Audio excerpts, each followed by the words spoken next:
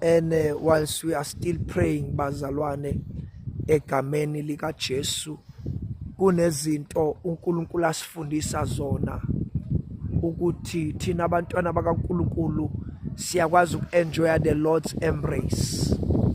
uNkulunkulu uyakwazi ukusibuyisela eceleni abese eyasanga. Kuthiwa isipho lesi sasienjoy abapostoli bese intabeni bese indaweni ezikude. Uzwakale uthi, you know what, I need to go and enjoy my father's embrace now. Ngicela ukunyamalala ngiye ebukhoneni bakhe uNkulunkulu wami. You know, these are memories. These are memories. Omunye umuntu meza kule ndawo would forget to take these memories home.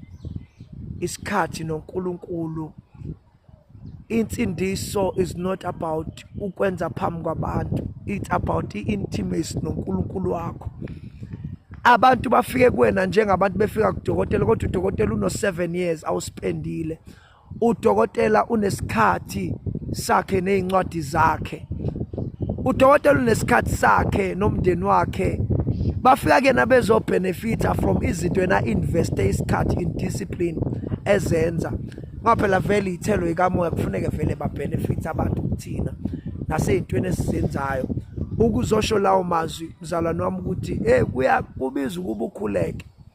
I-success uyabona impumelelo ithola ivela kuNkulunkulu. Inama standards ahigh. Idinga umthandazo. Idinga ukuya mfethu uye. Ahigh ama standards. Why high? I-Enka verse esifundele lona masifika la. Uthi abambona uDaniel ukuthi is smart, the spirit of excellence is upon him. Ba conspirish. Hawu. Usho umunye umfundisi babebona ukuthi ihlakaniphile lengane bambolanda imithi bezoyithakatha ukuthi ingaphasi ihlule zabo. Hawu. Those are taboos that were hidden, izinto esizazi manje sesiqedile esikoleni tawo. Kanti khona abantu ababesihlasela esikoleni ngoba sasiphuma ko top 10 besihlasela bazalwane. Kanti uNkulunkulu uneqembu ukuthi hayi sikhumbuza uma bekushaya ngapha mina nathi indlela sayibona lezo zinto ngomthandazo. Kuyahlala emthandazweni. Uhlaselwe high school, uhlaselwe nxa zonke ngoba umele iqiniso noma ngoba ungafundi ukuhlukana nalo uNkulunkulu wakho. Try issue a decree, Daniel chapter number 4 verse 6, 4 5 la 6 verse 4. Issue a decree inkosi ukuthi wonke umuntu angakhuleki kwabanye uNkulunkulu akhuleke kuwena. Ama ego boosters vele inkosi ngeke inqabe, ine ego vele ifuna ukucelebrate wana inkosi ngeke inqabe. Kodwa ayangabona inkosi ukuthi amongst the ranks khona abantu abanoNkulunkulu abamkhonza ngempela and uNkulunkulu osisebenzele lesizwe. Oyisebenzele le kingdom and abangeke basuke kuloNkulunkulu.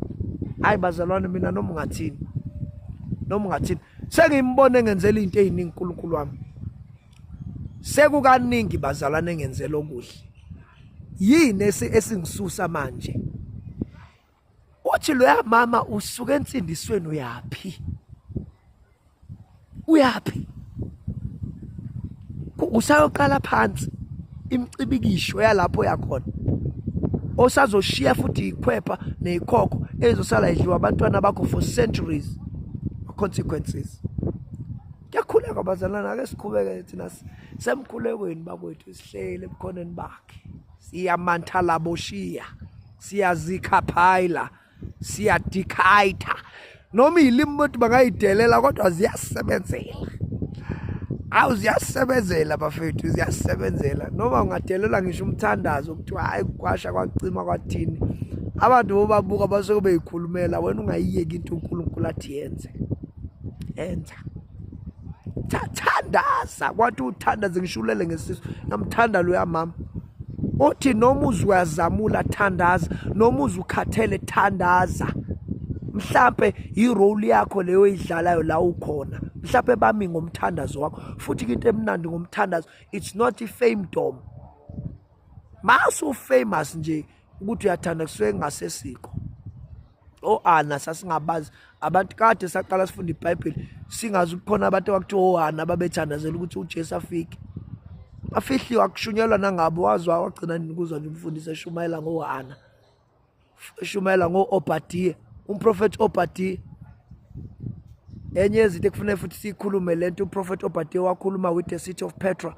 abantu ababediniwe benonya bene-anger bengafuni ukuxolela, yakugcina isishintshile i-anger yabo yaba yi-pride, baze bathi uNkulunkulu angasenzani thina lolu donga lethu lukhulu. It was a city that was built upon rocks.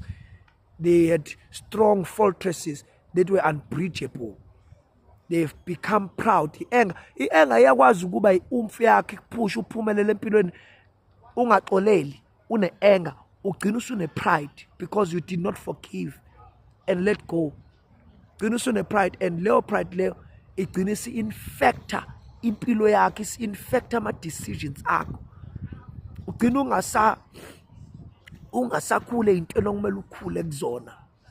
But izinto ey'njalo-ke that we wanted to emphasize kulesi sikhathi ezisaqhubeka capturing these memories, xolela udlule, uNkulunkulu uzokulekelela. I think that is where we are gonna come down. These are memories that we need to capture and keep. These are great memories, by the way, that are needed, that you leave behind even for your family, for your children in the uttermost future.